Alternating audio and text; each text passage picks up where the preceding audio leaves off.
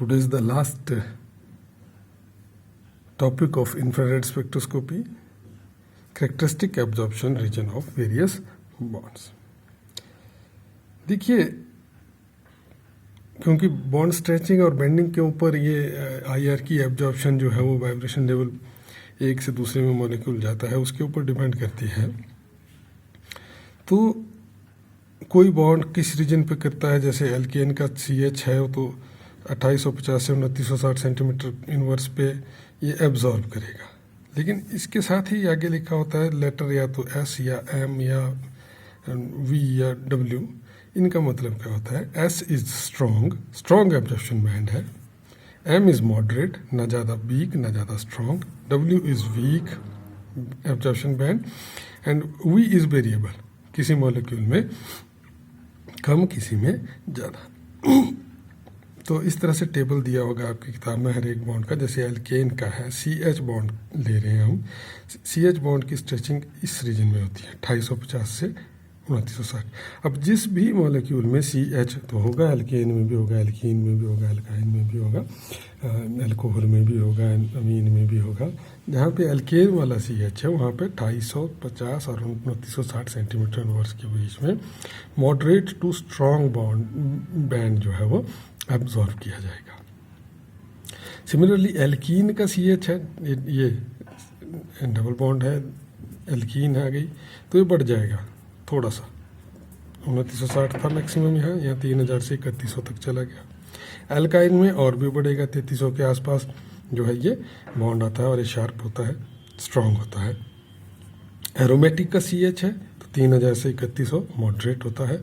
तो इस तरह के CH और भी बहुत सारे दिए होंगे आपकी बुक में, जैसे CC स्ट्रेचिंग है। अब एल्कीन की 600 से 1500 तक होती है, वीक होती है। एल्कीन की CC स्ट्रेचिंग जो है ज़्यादा एनर्जी लगेगी, 1620 से 1680। एल्काइन की तो और भी ज़्यादा, 2100 से 2600। और एरोमेटिक का है तो पार्शियल डबल बॉन्ड करेक्टर है तो 1500 से 1600 तक। वेरिएबल हैं ये तीनों के तीनों। तो इस तरह से और भी दिए होंगे आपकी किताब में कि कौन कौन सा बॉन्ड किस किस रीजन में एब्जॉर्ब करता है। तो अगर कोई एल्केन है, उसका सैंपल आपने आईआर का लिया है, उसका जो आपका स्पेक्ट्रम आएगा उसमें कहाँ कहाँ मेजर बैंड आएंगे। CH स्ट्रेचिंग आएगी 2960 से 2850 के बीच में, CH स्ट्रेचिंग तो आएगी ही। CH बेंडिंग भी आएगी 1470 से 1430 मॉडरेट, ठीक है। और CC स्ट्रेचिंग भी आएगी 1300 से 800 के बीच में। इसी तरह से एल्कीन का है, इसमें CH स्ट्रेचिंग तो जो है ऊपर बताई थी 3000 के आसपास आएगी, ठीक है। CH बेंडिंग भी आएगी 975 से 700 तक। C double bond C stretching आएगी 1680 से 1620। ये है मेजर एब्जॉर्प्शन, बाकी छोटी मोटी पीक्स और आती रहेंगी। तो इस तरह से आपको लर्न करने पड़ेंगे। अल्कोहल का है तो इसमें OH है इन एडिशन टू CH, और वो CH तो होंगे ही, वो स्ट्रेचिंग जैसे पीछे बताई 3000 के आसपास होंगी। CH बेंडिंग होगी जो 800 से 1400 के बीच की होगी, वो तो आएंगे ही आएंगे। लेकिन इसमें एडिशनल क्या आएगा? OH stretching. अगर OH बिना हाइड्रोजन बॉन्डिंग के है तो 3600 के आसपास वेरिएबल बॉन्ड आता है, बहुत ज़्यादा एनर्जी लगती है इसको। और अगर हाइड्रोजन बॉन्डेड है तो हाइड्रोजन बॉन्डिंग भी दो तरह की है, इंटरमोलिकुलर है तो 3400 से 3200 के बीच में आएगा। अगर इंट्रामोलिकुलर है तो 3500 से 3400 के बीच में आएगा। उसके बाद CO स्ट्रेचिंग भी होगी, वो 1150 से 1000 के बीच में आएगी। तो ये मेजर इसके, अगर यहाँ इस रीजन में कहीं पे भी एब्जॉर्प्शन आ गई तो समझ लो कि आपका जो सैंपल था उसमें OH ग्रुप है। आई बात समझ में? NH का भी इस तरह से, NH आपके सिलेबस में नहीं अमीन, इसलिए मैंने बात नहीं कर रहा हूँ।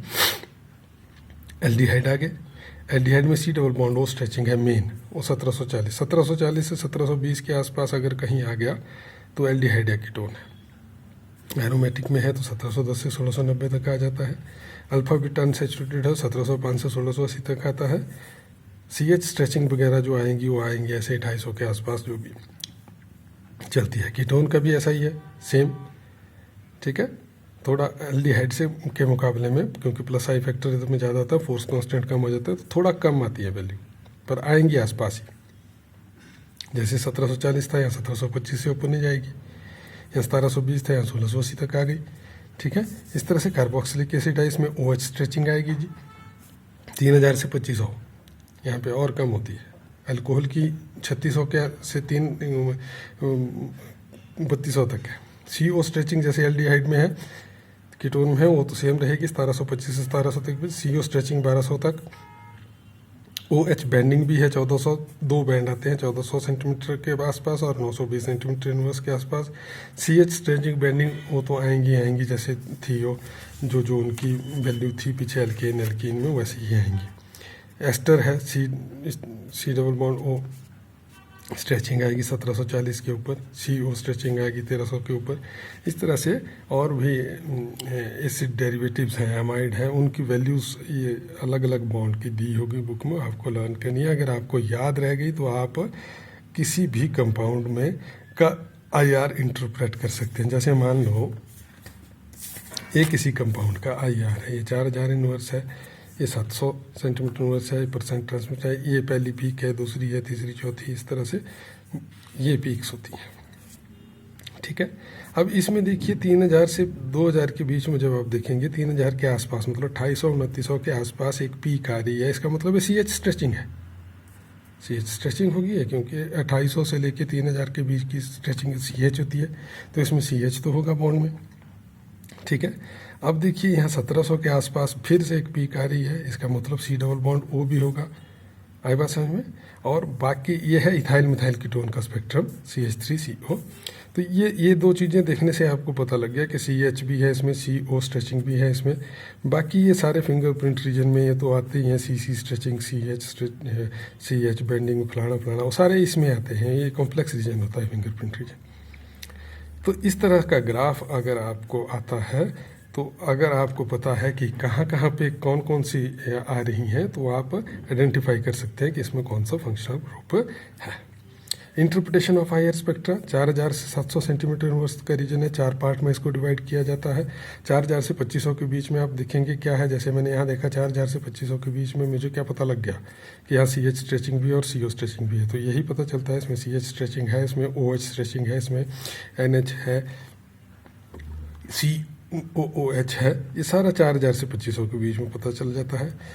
2500 से 2000 सेंटीमीटर उसमें सिर्फ 2 ही चीज़ें पता चलती है। 2300 के आसपास अगर पीक आती है इधर 2300 के आसपास, तो वो alkyne C triple bond C या C ट्रिपल बॉन्ड N ये ग्रुप होगा।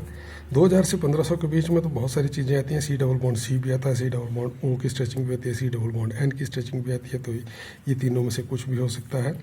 बिलो 1500 तो कॉम्प्लेक्स होता है, इसमें C single bond C stretching, C double single bond O stretching, C N, C halogen, ये सारी बहुत सारी तरह की स्ट्रेचिंग और बेंडिंग वाइब्रेशंस इसी रीजन में आती हैं। तो ये कॉम्प्लेक्स रीजन होता है, इसको फिंगरप्रिंट रीजन कहते हैं। एप्लीकेशन है IR की, आइडेंटिफिकेशन ऑफ सब्सटेंसेस। अगर कोई 2 सैंपल लिए आपने और दोनों का IR स्पेक्ट्रम सेम है, तो वो अलग अलग सैंपल नहीं है, वो सेम ही है। या एक का सैंपल आपके पास नोन है कि इसका IR स्पेक्ट्रम ये है और ये कंपाउंड है, कोई दूसरा सैंपल आप लाए वो सेम एग्जैक्टली उसी नोन के साथ मैच कर गया उसका IR स्पेक्ट्रम, तो कंपाउंड वही है जो पुराने वाला था, तो आइडेंटिफाई हो गया कंपाउंड। ठीक है, फंक्शनल ग्रुप आइडेंटिफिकेशन भी करता है। C double bond O, COOH, OH etcetera, C double bond C, जितने भी ये चीज़ें हैं फंक्शनल ग्रुप बताती हैं। ठीक है, extent of progress of reaction भी बताता है ये कि अगर कोई रिएक्टेंट है और IR एब्जॉर्बिंग है और वो कितना धीरे धीरे उसकी प्रोडक्ट में चेंज होता रहेगा, तो उसकी कंसंट्रेशन कितनी फॉल हुई विद रिस्पेक्ट टू टाइम, वो पता चल जाएगा उसकी IR के। क्योंकि ये जो पीक है ये इसकी इंटेंसिटी कम होती जाएगी, ये छोटी छोटी होती जाएगी। आई बात समझ में? तो वो पता लगता रहेगा कि वाकई ही ये रिएक्टेंट जो है वो रिएक्ट करके इसकी कंसंट्रेशन कम हो रही है। तो इस तरह से IR की एप्लीकेशन है। So with this IR is over. हमारा 75% सिलेबस हो गया इस पेपर का भी, दूसरे पेपर का भी। अब रेस्ट 25% हम छुट्टियों के बाद डिस्कस करेंगे। आपको असाइनमेंट्स दी हैं, वो असाइनमेंट आपने तैयार करनी है, उसी के बेस के ऊपर आपकी इंटरनल असेसमेंट लगेगी। Okay, thank you.